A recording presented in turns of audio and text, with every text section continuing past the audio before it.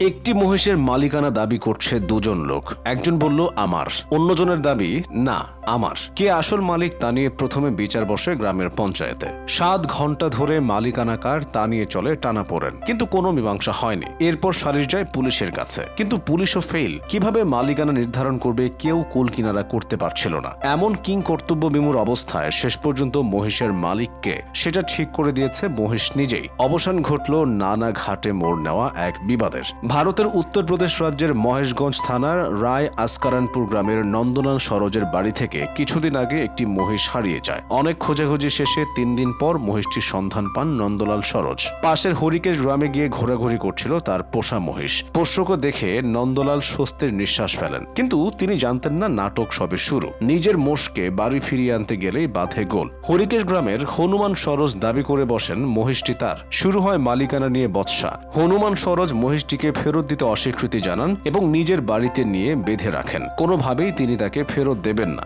তবদা খাওয়া নন্দলাল শরণাপন্ন হন পুলিশের। গত্যন্তর না পেয়ে মহেশগঞ্জ থানায় লিখিত অভিযোগ দায়ের করেন। অভিযোগের প্রেক্ষিতে মহিষের 2 দাবিদারকে থানায় ডেকে নেয় পুলিশ। সঙ্গে ডেকে পাঠানো হয় গ্রামের পঞ্চায়েত প্রধানকেও। এরপর মহিষের আসল মালিককে চিহ্নিত করতে একটি সভা আয়োজন করে পঞ্চায়েত। 7 ঘন্টা ধরে মহিষের মালিককে তা নিয়ে চলে যুক্তি পাল্টা যুক্তি উপস্থাপন। কোন রকম সমাধানে পৌঁছানো যাচ্ছিল না, উল্টো নাজেহাল হতে হয় পঞ্চায়েতকে। আসল মালিক খুঁজে না পেয়ে শেষমেশ বিষয়টি আবার পুলিশের কাছে যায়। মহেশগঞ্জ থানার SHO শ্রাবণ কুমার সিং অনেক চিন্তা ভাবনা করে সংকট সমাধানের একটা উপায় বের করেন। পঞ্চায়েতে পুলিশ কর্মকর্তা শ্রাবণ কুমার মহিষটিকে ছেড়ে দিতে বললেন। কি হচ্ছে, কি হতে চলেছে, কেনই বা মহিষটিকে ছেড়ে দিতে বলা হলো, এ নিয়ে যখন কৌতূহল তুঙ্গে, অফিসার তখন বলেন মোষটি যার পিছু পিছু যাবে তাকেই মোষের মালিক বলে ঘোষণা করা হবে। অর্থাৎ উদ্ভূত সমস্যা সমাধানের দায়িত্ব মহিষের উপরে ছেড়ে দেওয়া হবে। মহিষকে রাস্তায় একা ছেড়ে দেওয়া হবে। সে 2 জনের যাকে অনুসরণ করবে তিনিই হবেন আসল মালিক। আর কোনো সহজ সমাধানের পথ না পেয়ে পুলিশ কর্মকর্তার এই সিদ্ধান্তে গ্রামবাসীও রাজি হলেন। নন্দলাল ও হনুমানকে তাদের গ্রামের উদ্দেশ্যে হেঁটে রওনা দেওয়ার জন্য নির্দেশনা দেওয়া হলো। এরপর পুলিশ থানা থেকে মহিষটিকে ছেড়ে দিল।